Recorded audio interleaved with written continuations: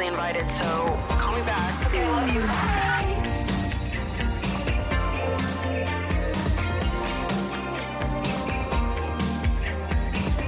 What's up, you guys, and welcome back to Emotionally Online, the show for spilling guts and sharing secrets, hosted by yours truly, the one and only Maddie Drosbeck, inventor of sleepovers herself, baby. Don't let anyone ever tell you different. Right now, as I'm starting this episode, I'm like looking down at my feet and I'm realizing I'm not wearing socks, which I just feel traumatized by because I, a few episodes ago, was not wearing socks. And I was laying down in a bed with the camera at the foot. I was serving foot fetish that entire episode. Oh my God. Someone really had their way with that fucking footage. I don't know why I did that. It's like I'm not thinking about it, right?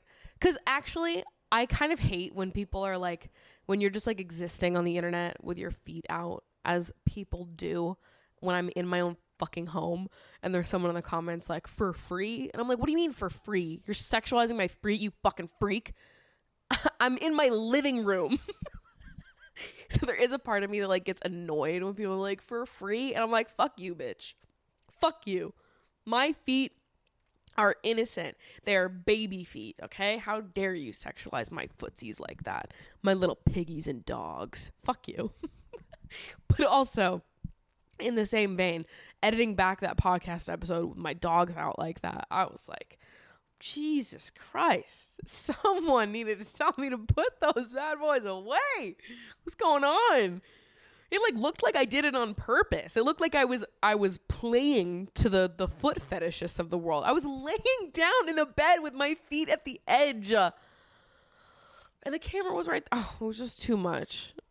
It's like now it looks like I'm playing to those people. Anyways, I don't think my feet are on camera, but they're definitely not in socks right now. I'm definitely just letting my feet raw dog the air, as you should in your own home, okay? Just walking around, feet on the ground. Anyways, welcome to the show.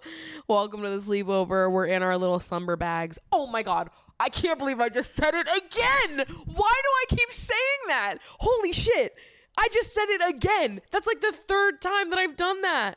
What the fuck is a slumber bag? And why do I keep saying that? Holy shit. Sleeping bag. I think it's because I'm calling it a slumber party. And if I was calling it a sleepover, I would call it a sleeping bag. But because I'm using the word slumber, I immediately call it a slumber bag. And I hate it so much. But I guess we're in our fucking slumber bags. The universe is telling me we're in the slumber bags. And we're kicking our feet up. And we're going, hee hee. And we're telling each other secrets and stories, and we're having a great little time, and we're bonded and besties for life. And that's just exactly what's going on today in our slumber bags. What the fuck is going on with our NV3s? I actually never had an NV3, but for whatever reason, that phone just feels very reminiscent of like my middle school years, because all of my friends had NV3s. I had a BlackBerry because I was a fucking nerd. Also, we had like Sprint as our phone carrier when I was a kid, and Sprint didn't get any of the cool phones. Like, people had NV3s and chocolates, okay? And those were cool fucking phones. And I was out here with a BlackBerry doing God knows what as an 11-year-old with a BlackBerry. That is so funny. Like, objectively, an 11-year-old with a BlackBerry is fucking hilarious. I might not have been 11. I was probably 12 or 13. Anyways, just me hanging out at the sleepover, texting my crush on a BlackBerry. I'm fucking BBM. Not BBM. I've been feeling very reminiscent of the early 2000s, or not even the early 2000s. My childhood was like half early 2000s, half 2010s. My like favorite years of life to look back on are definitely like 2007 to 2012, or like, I guess you could say 2004 to 2012, but emphasis on like 2007, 2012. That's like all my favorite music and movies and like pop culture moments are in those years. And that was when I was in middle school and early high school. That was like that was when I had braces. I had braces during all of those years. Ooh, this is important data to indulge in here. It's like simultaneously the worst years because like middle school sucks. But like looking back on it, very nostalgic for those years of life. It's mostly because of like media that I feel nostalgic for it. But anyways, have been feeling extra nostalgic for those years this week because on July 10th, 2010, I made my first solo YouTube channel that I was making videos on. And I had YouTube channels before that with friends. I'd been making videos for years at that point. But July 10th, 2010 was when I, in my brain, became Maddie the YouTuber, where I started becoming the kid that every week I wanted to make a bunch of videos and put them out. I was on all these collab channels. Like YouTube videos became a regular part of my existence on July 10th, 2010. Which is crazy because that means that I have been doing this for half of my life now. I'm 26 and I've been doing this for 13 years. And that means half my life. From this point forward, more than half my life is being spent doing this, which is insane to me. Like, I think it's so cool and special that I randomly found something that I loved this much when I was a kid. I think that, I mean, there's so many special things about like this whole journey and like finding my creative footing and then like having this dream of being a YouTuber. And now 13 years later, that's literally exactly what I do. There's a lot of special moments in that for me, but I think I just love finding something that I loved so young and not realizing how special that was going to become. Because you don't know, right? Like in the moment, I had no idea of knowing that this thing was going to be something that stuck with me, that I really loved for a long period of time. Like it could have been, you know, just a fleeting interest of mine as a child. But making videos and the internet and YouTube specifically has always just been everything to me. And I've always thought it was interesting growing up how, like, you know, people have all these dreams of what they want to do and what they want to be. And I've talked about a few times how I think for a while I would say that I wanted to be a filmmaker or a director because it was an answer that satisfied more people. And it appeared to be like more, I don't know, like people just look higher upon those professions. So I was like, or I say I wanted to be an editor because editing has always been my favorite part. But the truth was always that I wanted to be a YouTuber. And I love YouTube. I love the internet. I love social media content. I think it is so special. I think there are so many fucking cool creators on the internet that are doing so many cool things, creating content that's like really fucking next level. And I love social media and the way that it connects people. And for every criticism I have of social media, because trust me, there's a lot of them, and I've talked about a lot of my criticisms of social media, there's so many more things that I love about it. And I'm just happy to be here. And I'm happy this is my job and that I live such a weird and cool life. I'm just very grateful for it. So to all of you that helped make this my profession, which if you're here, you did. My 13-year-old self is literally pissing and shitting right now because of you. So thank you so much from me and from her for doing this and letting me do the damn thing for 13 fucking years. That's crazy. In other news, I got my first thigh tattoo. And I am so excited about it. It is so sexy. It is so fun. I got the word romance tattooed on my upper thigh. And it sort of curves around my bikini line. And it is gorgeous. Gore fucking Jess. I'm so excited about it. Baby's First Sig did it. Which I've been tattooed by them before. I have a tattoo on the back of my arm. There's no easy way for me to show you this. It says sweetness, sweetness, sweetness on the back of my arm, which they did 2 years ago. And then this one is, I mean, it's pretty big. It's actually a pretty big tattoo. Upper thigh says romance. And it is so hot. It is so hot. Like, I'll be the first to say it. It's fucking hot. And I was joking about how I wanted to get this tattoo because it adds to the ambiance of eating me out, which is true, it does. But there's something specifically, I mean, like any upper thigh tattoo would, right? We're adding to the ambiance, adding some decor to the room in which the magic happens. But there's something very specifically hot and so pleasing to my brain about having the word romance on my thigh and having that be part of the ambiance because it's the truth. You're in love with me and it's the truth, and I am casting spells on your ass right now, okay? You are drinking the fucking potion, bitch. And that's just the truth. You're in love with me and that's okay. Oh my God, my toes are getting in frame. I just saw them peek through the edge that way. That was a jump scale, mama. So, thigh tattoo number 1 is complete. I've got a few other tattoos that I want to get before the end of the year. On my other thigh, I want to get my big crying during sex tattoo, which I've talked about. I found the artist that I want to do it.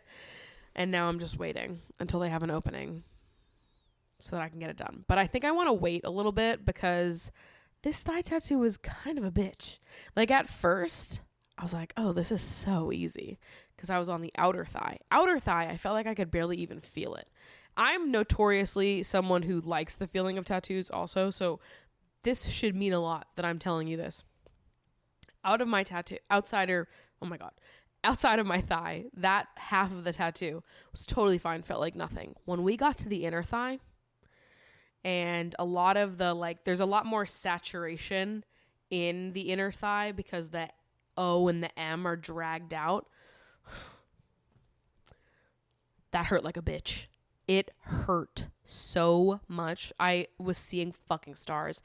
There was a point towards the end of the tattoo where I was like, every time there would be like long bursts of tattooing without picking the needle up, I was laying there like, I don't even think I can breathe right now. I was like, it was really bad. It looks sick. It's so worth it. But that was the first tattoo where I was like, fuck.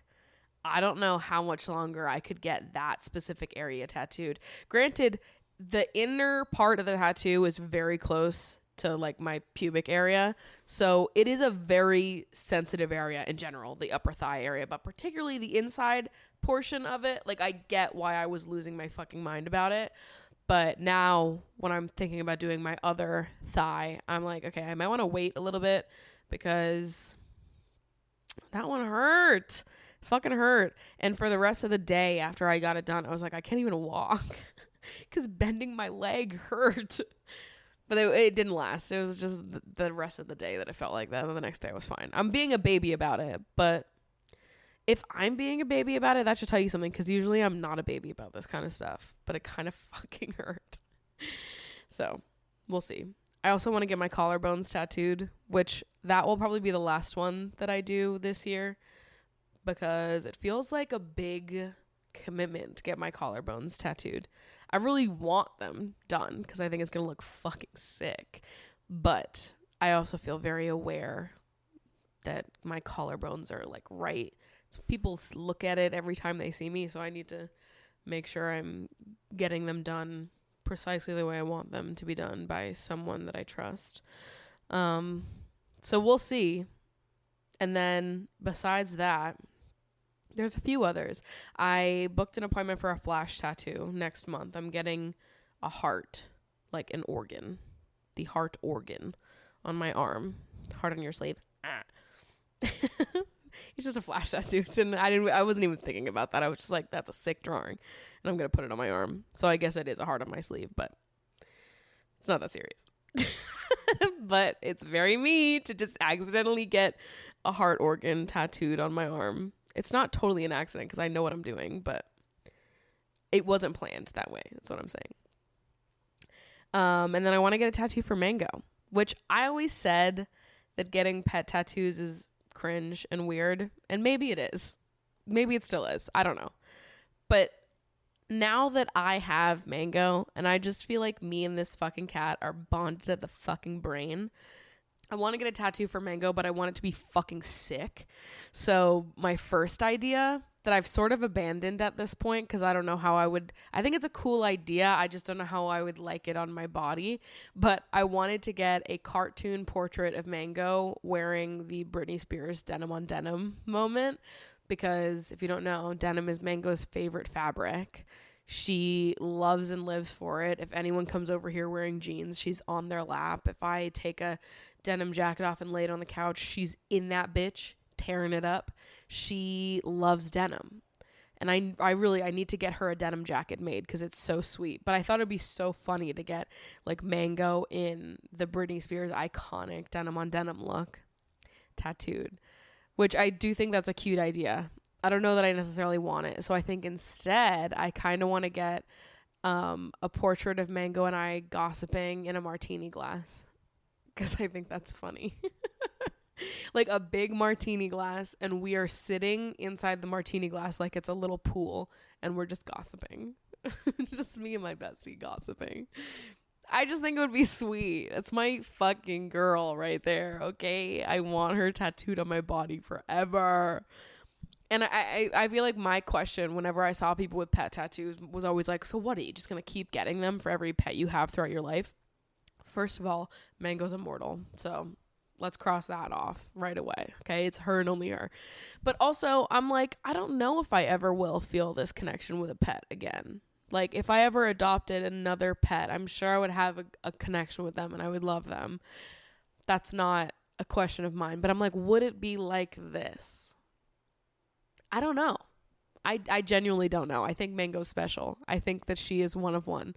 And so I think I need to get a tattoo for her because I just don't think... I think that my relationship with Mango is special, okay? And I want it on my skin forever because I fucking love this cat. So we'll see. I'll probably do that sometime in the next year as well.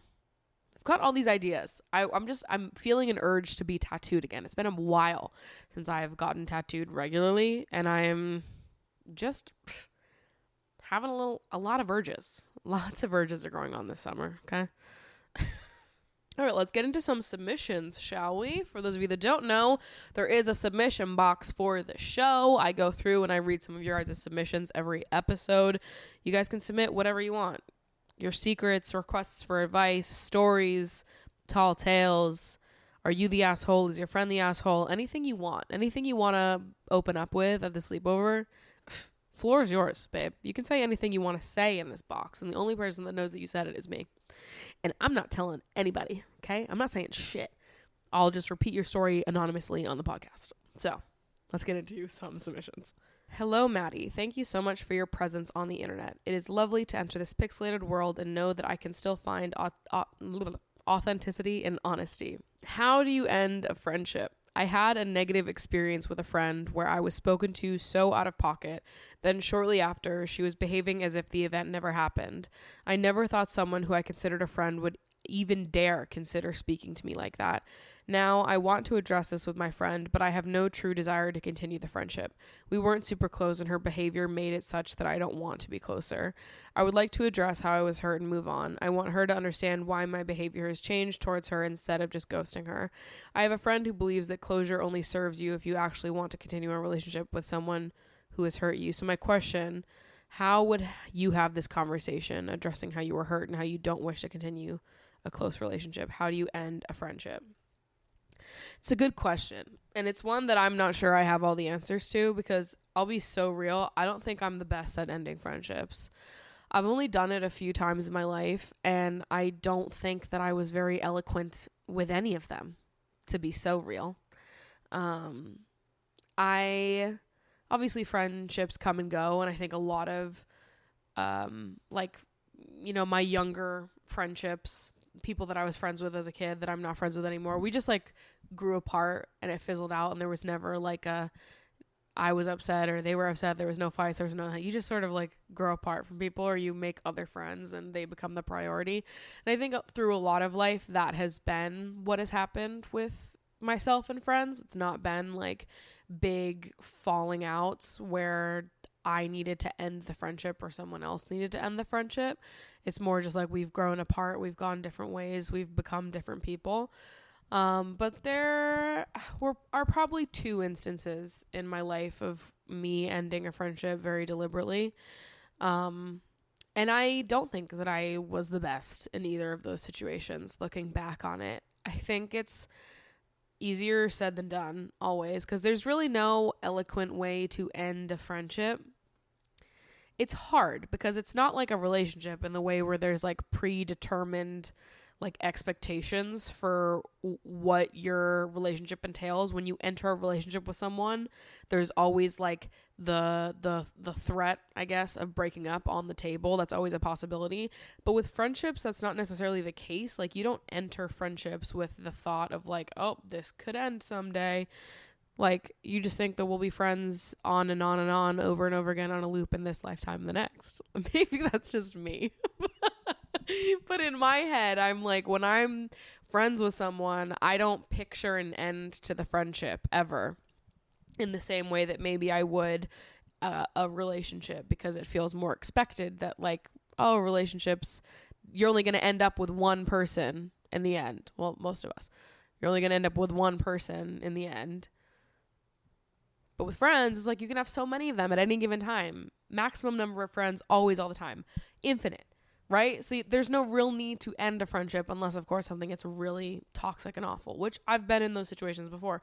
And I actually feel that I've been in a very similar situation to you, where I had a friend say really, really awful things to me.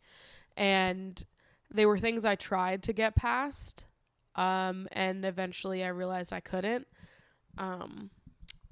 Yeah, I mean, I don't need to repeat them. I don't think that's necessary, but I get how you feel, where it's like a friend that is lashing out at you, taking their own shit out on you, and you're just sort of expected to take it and be there for them as their friend, but they are saying shit that is like totally unforgivable to you. That's how I felt. And I just felt like I was expected to sit in it and take it because they were going through a hard time. And I tried for months to repair that friendship and to like recover from the things that were said. Granted, we were very close, and through your own account, this is not someone you're super close with. So if I wasn't super close and they spoke to me like that, I wouldn't have given them all those months to try to fix the friendship. But I went through the process of trying to like forgive this person and work through it and get to a better place. But to be totally honest, through all the months that I tried to work on the friendship and make it better, I actually think it just got worse. And I wish that I had ended that friendship sooner. Looking back on that situation now, I don't know that I ever said point blank, I don't want to be your friend anymore. I think I set a lot of boundaries. And we got in lots of fights. The 6 months leading up to like the end of our friendship, the last time that we spoke, I felt like we had gotten in a lot of fights. I had set a lot of boundaries, and then we had sort of taken space away from each other. And then that space never stopped being space.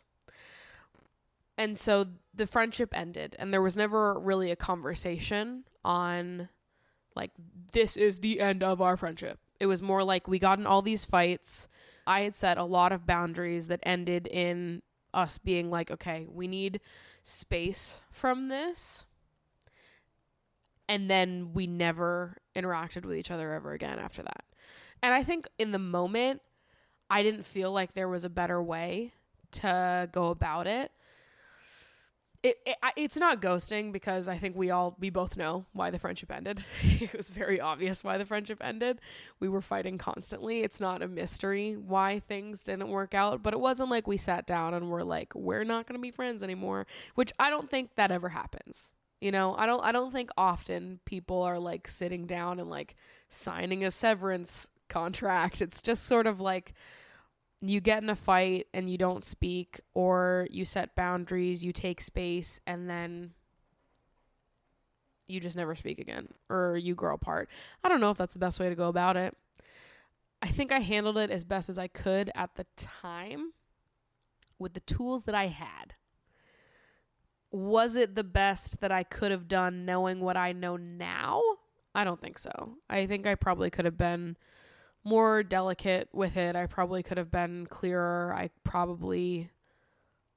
don't know, but maybe that's just me hoping or wishing that there could have been like a less painful ending to that friendship, but I don't know that there could have been. Like, I think that they would have been mad at me for ending that friendship no matter what. I think that I was always going to have to be the villain in their eyes because I don't think I could have gotten away with ending that friendship without being the villain, I'll be totally honest. And so I think I now look back on it and I have this wish that things could have ended smoother and that, like, we could have just moved on from being friends and be able to look back on our friendship fondly. But I don't even really feel like I can do that. I don't harbor any hatred towards this person, and I'll always have love for them in my heart, but it's hard. And I do wish it ended smoother than it did, and maybe it wasn't possible for it to. I don't know. I don't feel that I'm very good at it. I don't think I'm very good at ending friendships. It's not something that I ever want to do. It's like I felt forced to in this moment where it was like, we just cannot be friends anymore. We are not compatible as people. You have been so fucking mean to me, and I just can't be around it anymore. I cannot do it. Anyways, all of that to say, I don't think I'm the best at ending friendships, but also, who the fuck is? I think all you can do in these moments is be honest about what your boundaries are, where your boundaries are crossed, and what you are currently comfortable with in the moment. So if that means you are comfortable being their friend but want space or want a break, or if you are not comfortable being close to them at the current moment and you just want them to sort of take a step back and let you heal from what happened, I think either is fair. And I think that it's always it's better to say that you were hurt and to express your feelings than not at all. Obviously, in my situation, there was a lot of feelings being expressed. It just wasn't received well. So always be prepared for that possibility, because that is a possibility. But I think from where I sit, I would always rather say how I feel and have it go badly than not say anything, because I do think that, like, ghosting a friend is, like, one of the worst things that you can do. So I wish you luck. It's really hard ending a friendship with someone that is being really hurtful and just cruel to you. It's not fun, and it's not easy, and it's very uncomfortable and awkward. And I don't think any of us are good at it. I am definitely not.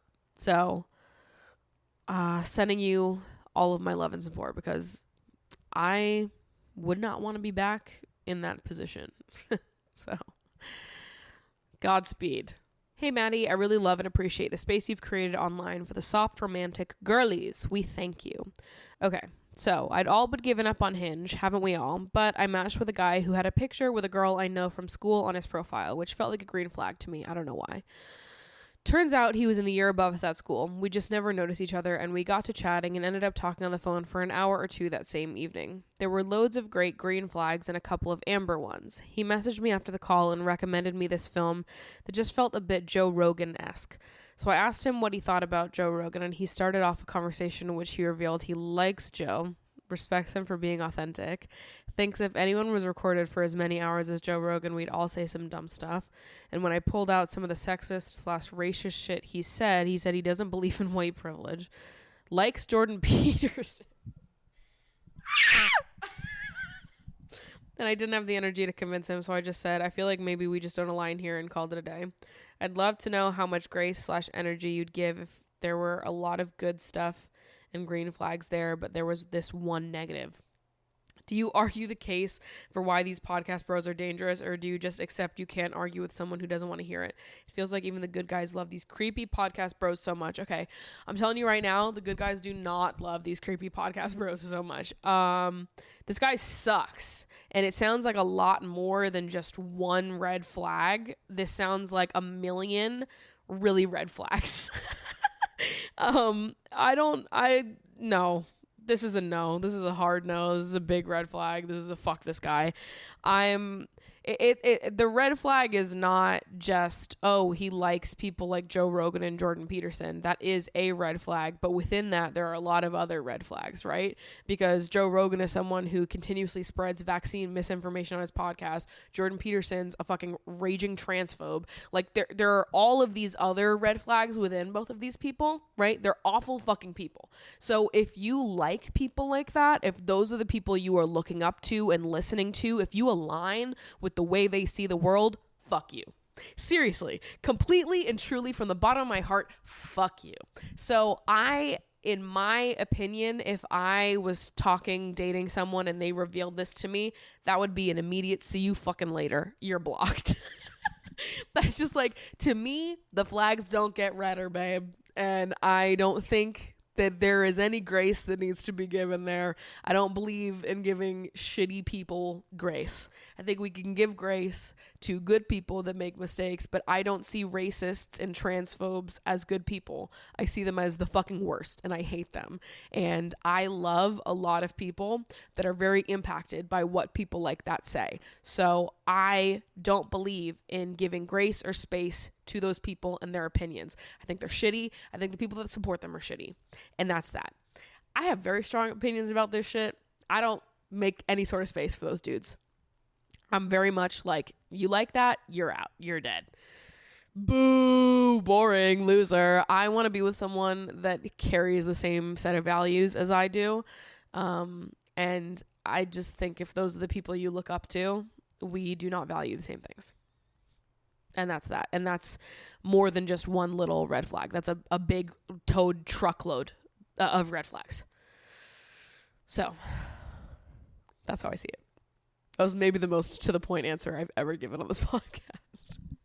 I've been studying at the library for a couple of weeks now, and there is this guy I see there every day, and since he first saw me, he has been looking at me a lot and giving smiles and all that, but he never approaches me or talks to me.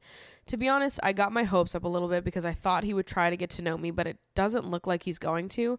I thought about making a move, but then I thought if he wanted to, he would. Boo! And isn't there also this thing with men wanting to pursue a woman? And also, I kind of don't want to run after a man who knows exactly where to find me, if you know what I mean. I would love to hear your opinion on that. Okay, here's what I'll say. First of all, I think the phrase, if he wanted to, he would, is used way too fucking liberally. I think there is a time and a place where a phrase like that applies. It does not always apply, though. You don't know this man.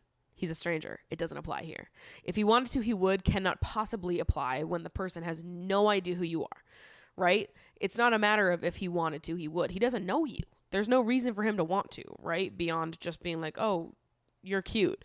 But men are allowed to be nervous the same way that you are. So if you're sitting there thinking, oh, he's cute, but I don't want to go up to him because I feel nervous, he could very well be feeling the exact same thing.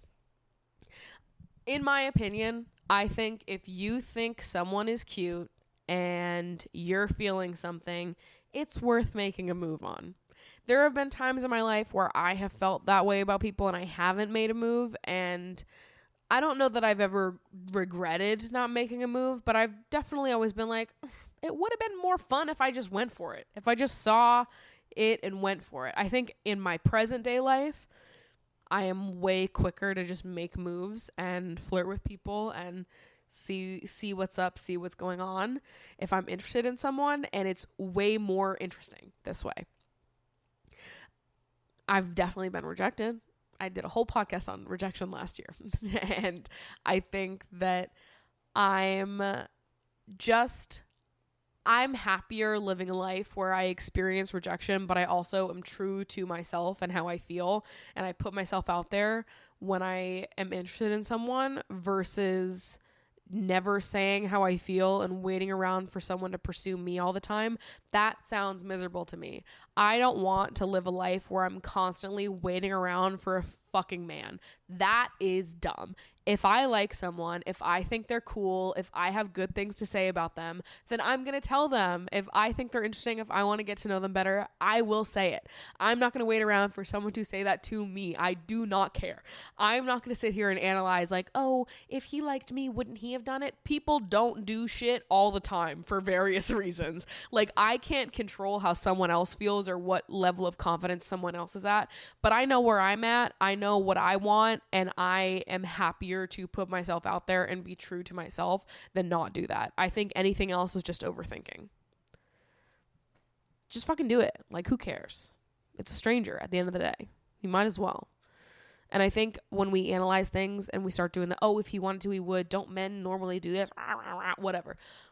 It's too much. It's overthinking, and you're blocking your own blessings. If you're interested, if you're thinking there could be a flirty vibe, if you're getting flirty vibes, then just go for it. Why not? What's the worst that could happen? I am very angry at how many subscription services there are, because when I convince myself that I want to watch a show, I'll get the free trial, and then all of a sudden I'm paying for a new subscription that I forgot that I even got. I don't know the username. I don't know the password. I don't know anything about how I acquired the subscription. I just know that I have it. I watched one show on it, and now I don't even know how to cancel it. That is until I discovered Rocket Money, which is coincidentally the sponsor of today's podcast. Rocket Money is a personal finance app that finds and cancels your unwanted subscriptions, monitors your spending, and helps lower your bills all in one place. Over 80% of people have subscriptions that they forgot about. Did you know that? I fall into that 8%. I've had a Peacock subscription. I don't even know what I watched on Peacock, you guys. Like, what? Is there anything on Peacock? Rocket Money will quickly and easily find all of your subscriptions, and with just the click of a button, will cancel them for you as well. Rocket Money also helps you manage your finances all in one place, and they automatically categorize your expenses. So that way you can easily track your budget in real time and immediately get alerted if anything looks off. Stop throwing your money away. Cancel those unwanted subscriptions and manage your money the easy way by going to rocketmoney.com/emotional. Again, that is rocketmoney.com/emotional to cancel all of those unwanted subscriptions and start managing your finances the easy way. We've got so much to chat through. I really need you to listen up. I don't know if you've heard. The word might not have gotten out yet. I can't be too sure.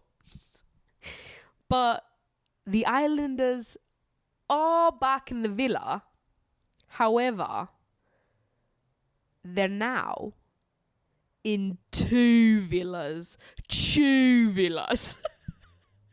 Because this week is Casa Amor. Bum, bum, bum, bum, bum, ba-dum, bum, ba-dum, ba-dum, bum, ba-dum. We're at fucking Casa Amor, bitch. This is my Super Bowl, okay? Listen the fuck up. We've made it to Casa, and shit is getting messy. This season is so fucking good. To those of you that don't watch Love Island, but do listen to this part of the show, first of all, God bless you. I don't know why you do, but I love that you do. Thank you for being here. And you should watch Love Island.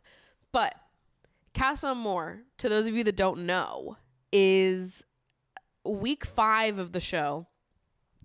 They introduce a second villa, and they split the original villa up. They send all the girls or all the boys to the new villa. So we have the 6 boys in the main villa, and then the 6 girls in the other villa. And then they bring in 6 new girls for the guys and 6 new guys for the girls, give them 4 days, tempt them all to cheat, and then they have a big recoupling ceremony where you can see if they stayed loyal or they're going to bring in a new person to the villa. It is messy. It is peak reality TV. Whoever thought of Casa Amor, I will have sex with you. I'm telling you right now, offers on the table. If you were the great mind that came up with Casa Amor, you have an offer to redeem in Brooklyn, New York. Because this shit is crazy. And every season, I look forward to this. It is the best week of every Love Island season. And we've got a whole week of Casa Amor to talk about right now. Oh my God. Okay. Let's get the fuck into it. Holy shit. So, Casa fucking Amor. The girls go to the new villa, and the boys that are being brought in are Uzi, Zach, Cody, Lockham, Elam, and Ben. And Cody allegedly has a girlfriend on the outside. There was a post going around where his alleged girlfriend posted being like, a lot of you guys know that I've been in a serious relationship with Cody for like several months now, and he told me he was going on a business trip. Glad to find out this business trip is actually CASA AMOR. Go fuck yourself. Which, wild if true. That's crazy if it's true. The rest of the boys, Lockham, or no, his name is Lock-in, isn't it? I wrote M on all of my notes. I was convinced his name was Lockham for the entire week. And then when they got to the recoupling and they said, I heard Maya Jama, who's the host of Love Island, say Lock-in. I was like, Lock-in? I was calling the man Lockham all week.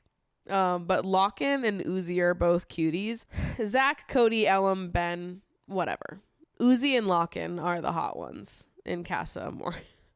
Night 1, Jess is cuddling with Zach, which I think is bold. Which I mean, I guess, I don't know. People will view cuddling in different ways. I personally think that's quite intimate. Night 1, she's cuddling with Zach.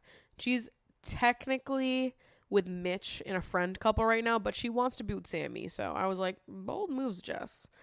Bold fucking moves. Then the girls being brought in for the boys in the regular villa are Amber, Abby, Gabby, Danielle, Tink, and our 6th girly pop being brought in for CASA fucking more is Molly fucking Marsh. Molly, Queen Molly, who got eliminated last week at the fucking fire pit, and we were all gobsmacked that Molly's going home. Well, they brought her back for CASA AMOR, bitch, because they needed to get that, oh my God, what's going on moment from Zach when he realizes that his ex, Molly, is now coming back in the villa, and she's been outside the villa for the last week, which means she's gotten to watch the show, and she has been watching what he's been doing with Katie. So we were like, ooh, what's going on? Molly's pissed. This we know. First thing they do is the raunchy race, which is the first challenge they always do in CASA AMOR, where the two villas are competing against each other, and the things are like the tallest boy in the villa should kiss the girl that he fancies the most, and then whichever villa completes it fastest gets the point, and then whichever villa gets the most points by the end of the challenge wins a party for that night, which that's my favorite, like, Love Island myth, I guess, is like when they're like, oh, you're gonna win a party, and then the party is like, we're gonna force you guys to do a dance montage for 5 minutes, and then we're gonna give you a half a glass more of Prosecco. Like, they don't get shit. Like, what the party probably is that they're just getting like half a glass more of alcohol, because I think it's the rule is that they only get 1 glass per night, I believe.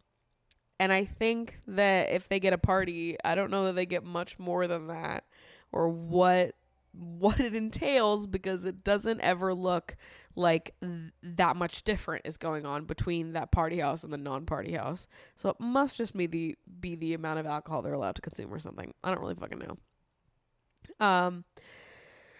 So in the main villa, Amber starts to hit on Tyreek, who doesn't really seem that interested until she mentions that her dad used to play for Chelsea, which I believe is like a soccer thing. Football. Sorry. Here I am calling it soccer like a fucking American. Don't you forget, babes, I'm one of the Brits. When this show is going on, when the Love Island season is active, I am from Manchester. And that's it. I'm from London, babes, and you can't tell me otherwise. All right? When the Love Island season is going on, I am one of them Brits. All right? I am just as Brit as everyone else. All right? I like how you guys say you fancy someone. I think that's cute. He's got nice chat. I just like it. You guys have fun ways of describing life, okay?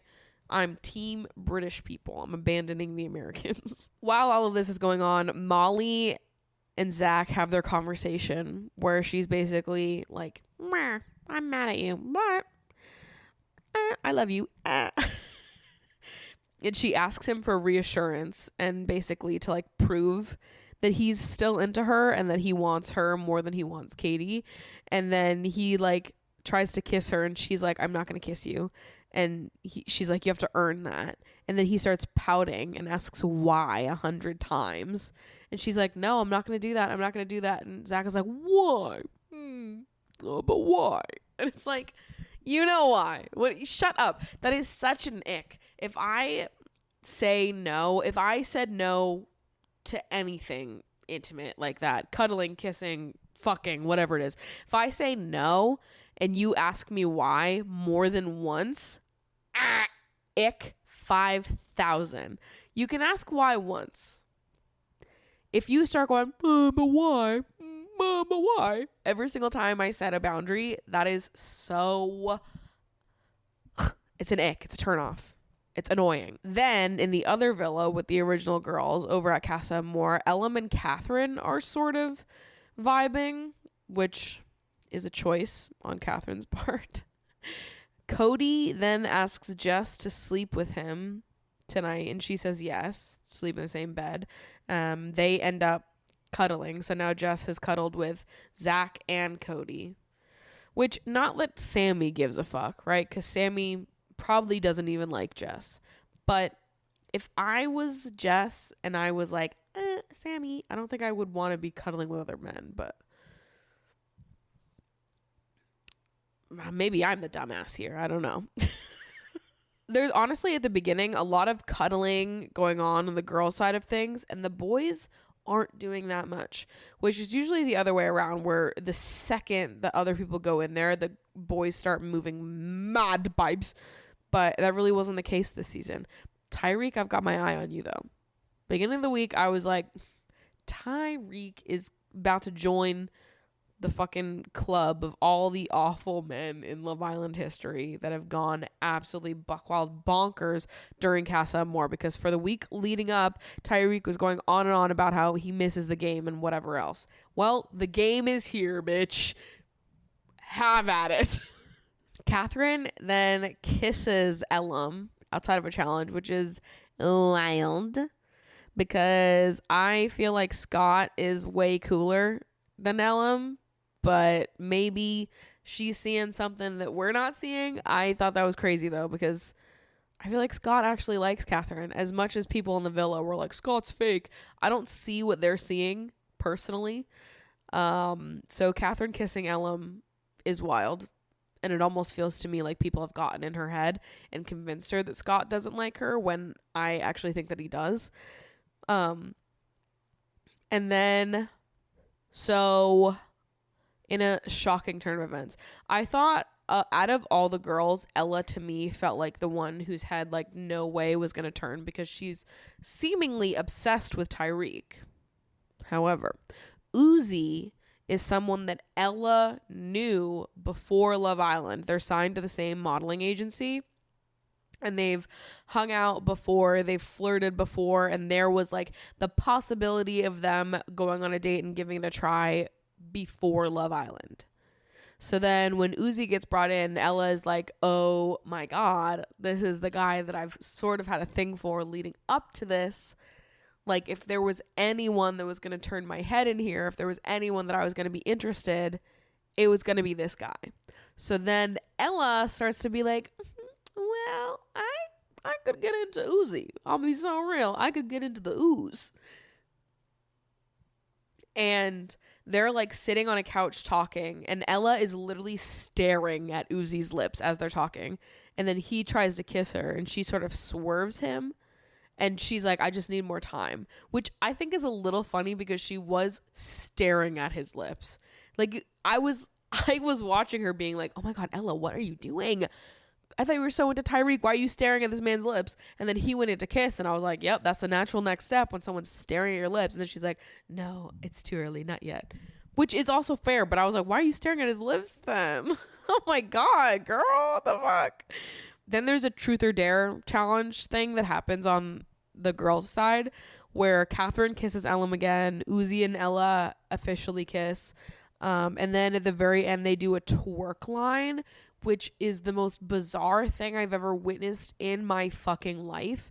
And I can't get it out of my brain, but they were literally, all the girls were lined up against the like glass balcony that overlooks, like you can see the other villa in the distance. They were leaning on the glass balcony, like just grinding with the men behind them, being like, Casa Amor, Casa Amor. And I was like, what is going on? That was so cringe. I felt like I was back in a high school cafeteria listening to Get Low. And I don't know. It was very bizarre. It's burned into my brain. It literally is all that I can think about. Over in the other villa, Mitch is getting on with Abby. He is such a love bomber. It is wild. Like, everyone keeps being like, oh, like, I'm so excited that Mitch has found someone. Mitch and Abby are getting along. I was like, that man could get along with a paper bag, okay?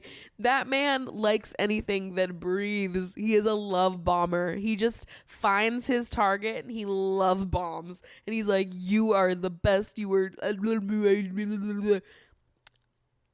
A paper bag. A paper bag would be that man's type. All right? It doesn't take much for messy Mitch. Oh, then Sammy, this is where it starts to get good. Sammy is sort of interested in both Amber and Gabby. And he's been talking to both of them back and forth, and he really doesn't know what he feels, doesn't know what he's going to think. So he's talking to Tyreek, Scott, Montel over on the day beds, and Tyreek is basically like, well, the only way you're going to find out how you feel is if you make out with both of them. So he literally says, fuck Jess for now, bro, and just figure out who you like best. And Sammy, in the immediate aftermath, seems to like understand that this is bad advice, but then goes and does it anyways. So first he pulls Amber, and they're having weird, like, he's clearly trying to kiss her, flirty chat, and they kiss. And then immediately after they kiss, Amber is like, you better not have kissed Gabby. And Sammy was like, oh, no, not yet. Or something like that. And it was like, what? And Amber was like, you better not pull her immediately after this and kiss her. And they're like joking about it. But it's like, Amber obviously, like, she has a sixth sense in knowing that that's exactly what's happening here and that he's about to pull Gabby and kiss her. So literally right after Amber is like, you better not be pulling Gabby to kiss her right now, what does Sammy do? Pull Gabby to fucking kiss her. And Gabby just witnessed him kissing Amber, and she's like audibly irritated with him and is like, you better just make a decision. Meanwhile, Mitch is sort of spying on Sammy for Amber and is like, oh, they're sitting close together, but their convo looks super dry. Gabby is so aware that he just kissed Amber, and now he kisses Gabby. This guy's a fucking loser. And then he says to Gabby that he's just trying to get some clarity, which is fucking rich for the amount of confusion these actions are about to cause the other women.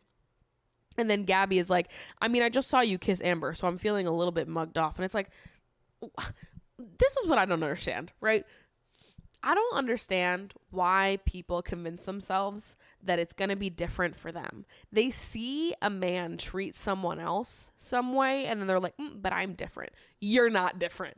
You're not going to be different. It's never different. It's always the same, okay? Then Ty is talking to the boys, and he starts saying, we just got to start treating it like a lad's holiday and making out with all of them. And I'm sitting here being like, so two things are going to happen. Either right now, he's telling us that he's about to cheat on Ella since they're like closed off. So technically it would be like some level of cheating. They're not together, but they are exclusive.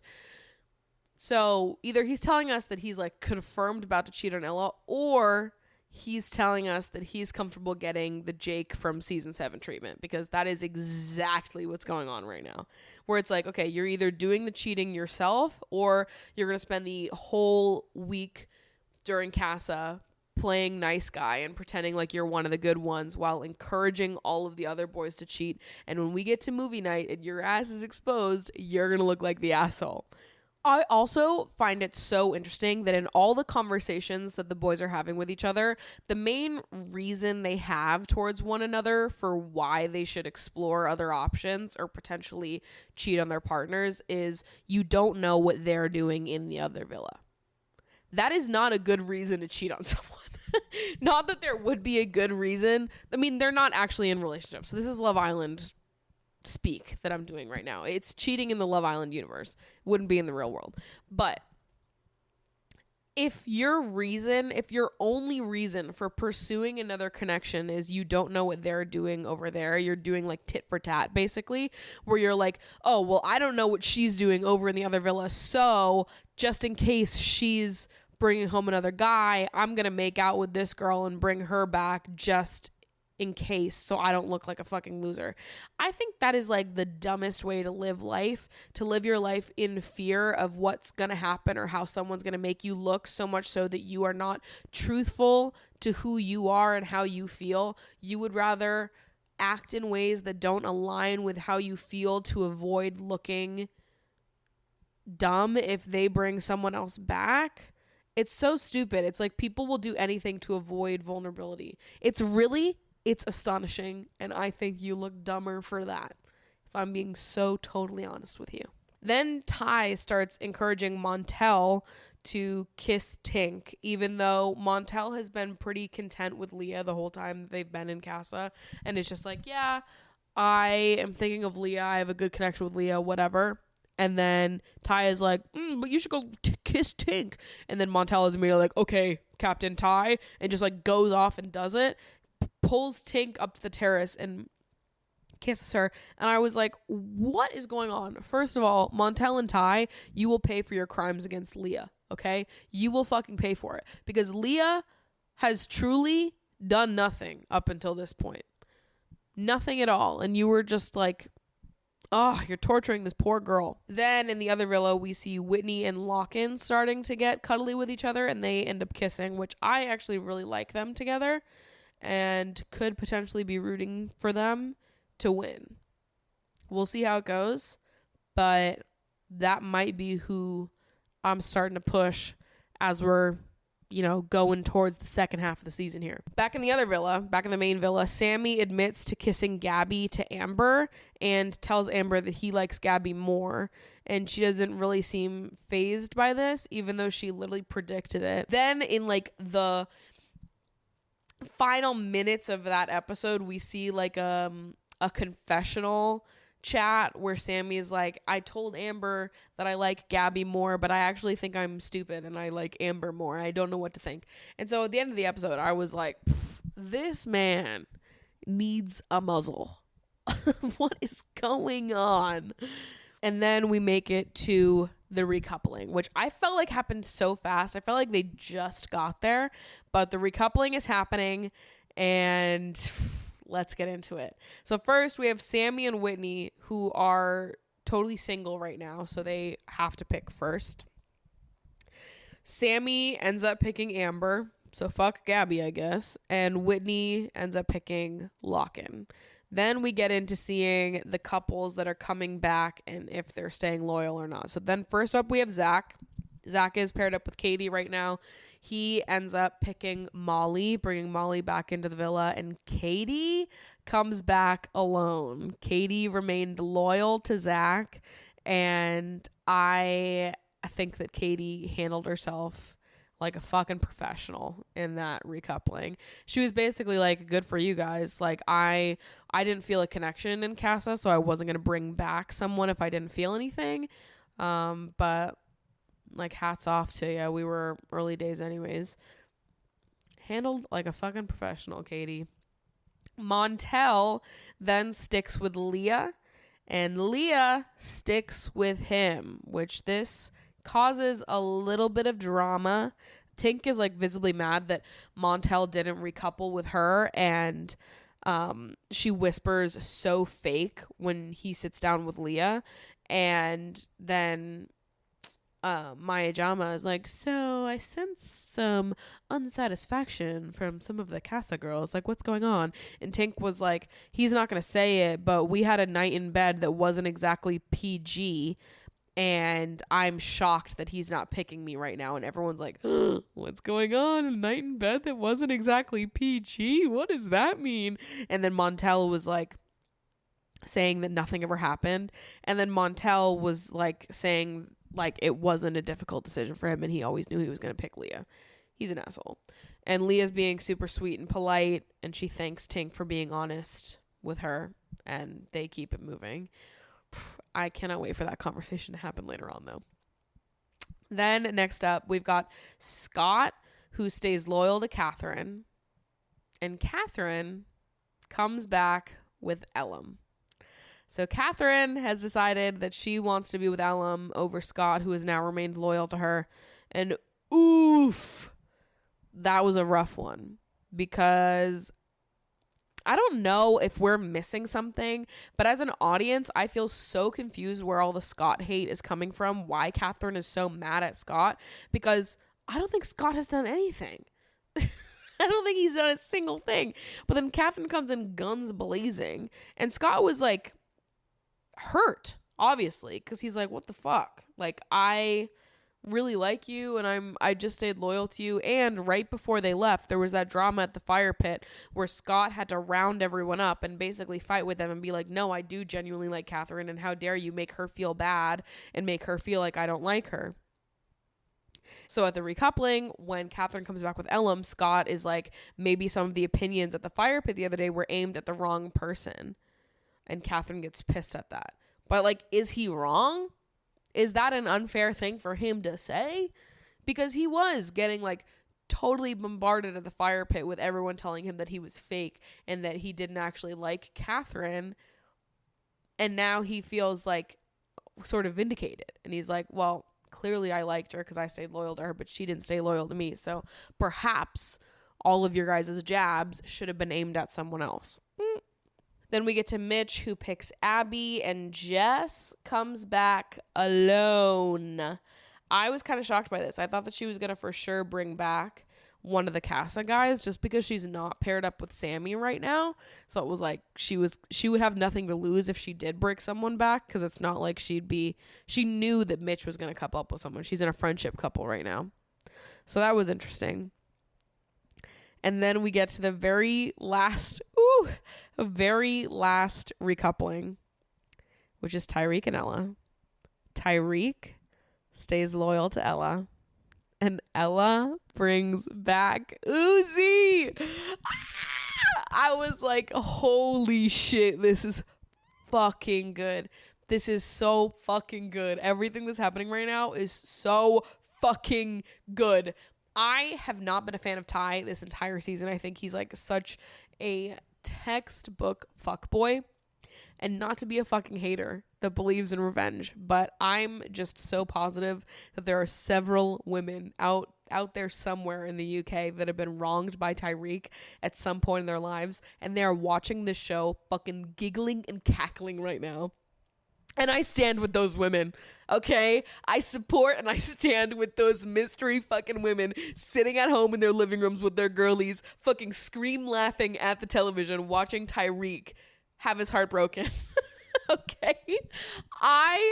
Oh my God, I was feeling so many things. Because listen, I don't like Ty. I don't. I think he's an asshole, and I think that he has been this whole season. This was so funny to me to see a guy like that get his comeuppance.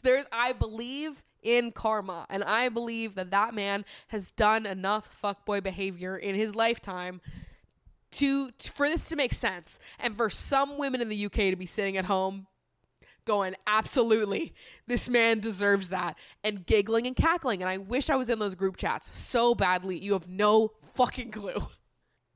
And then like Ty is so visibly hurt and is so pissed and is like immediately closed off to Ella and is like, well, this is it, like this is done then. And Ella was like, well, I just want you to know that like this isn't over for me. And Ty was like, well, fuck you, it's over for me. Like, what do you think, we can move on from this?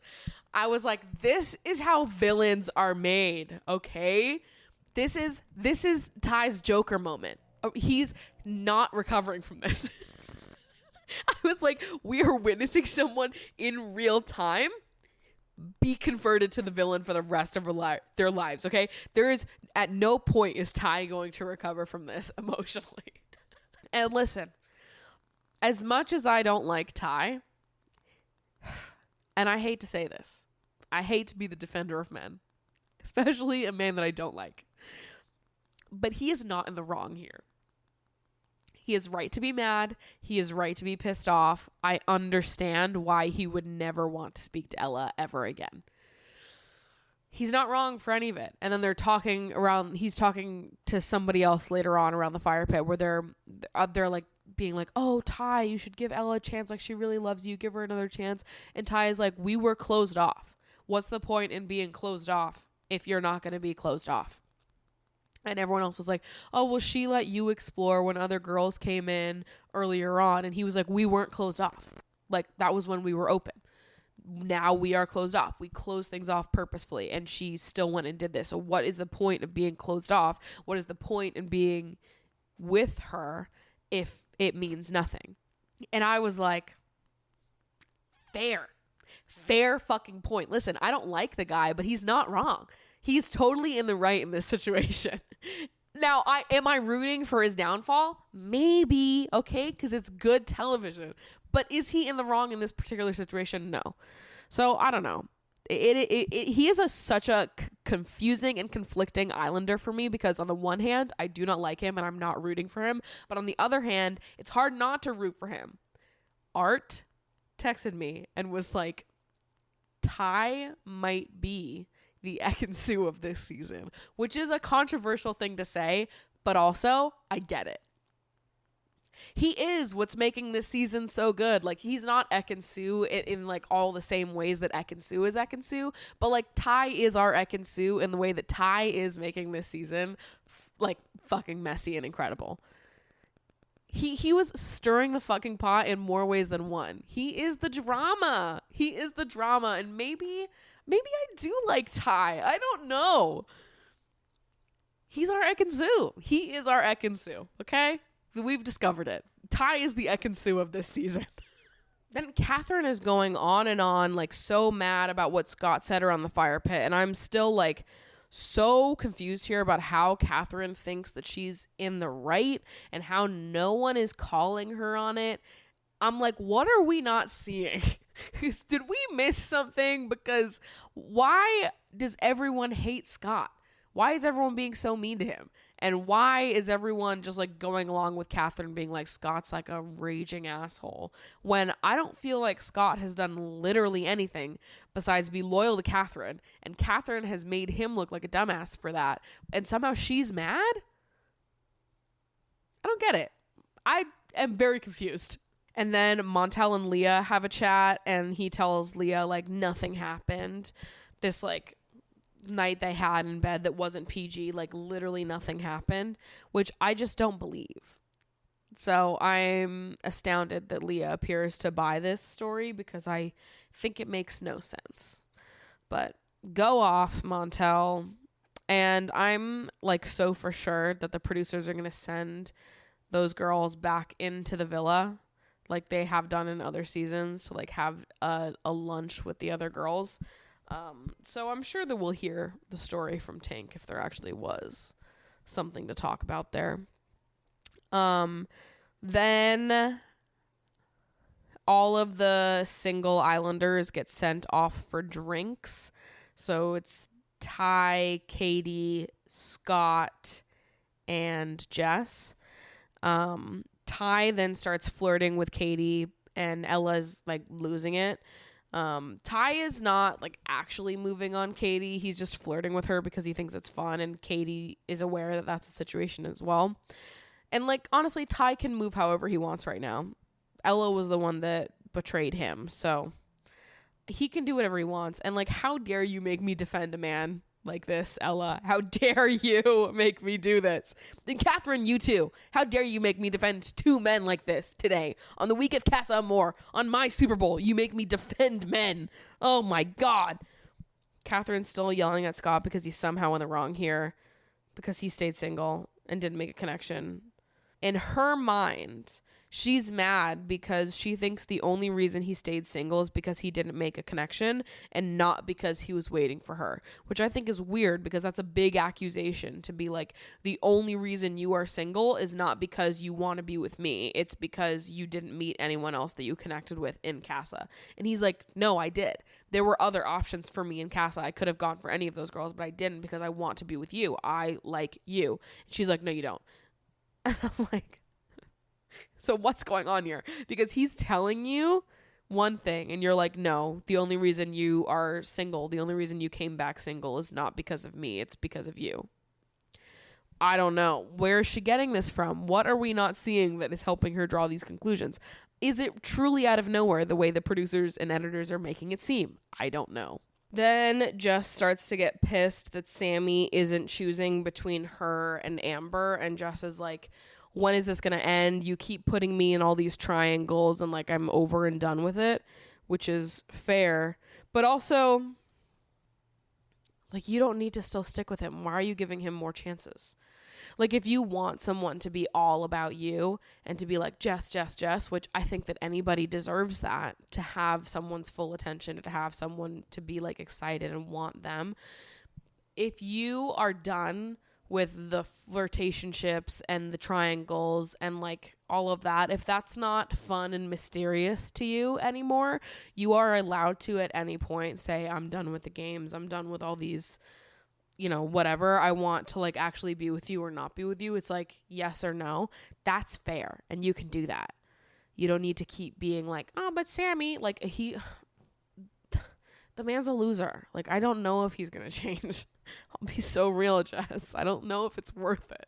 There's more like Ty flirting with Katie stuff, like playing with her hair, being cuddly on the bean bags, and Ty and Ella end up fighting, and they do end up resolving it, and they're like fully making up and gonna work through all that's happened. I swear it's because Ty's got the $50K on his mind. I swear Ty was sitting in that beanbag being like, I'm more likely to win the $50K if I stick with Ella, since we've been together at the start and now we've got like this drama arc that's going up and down.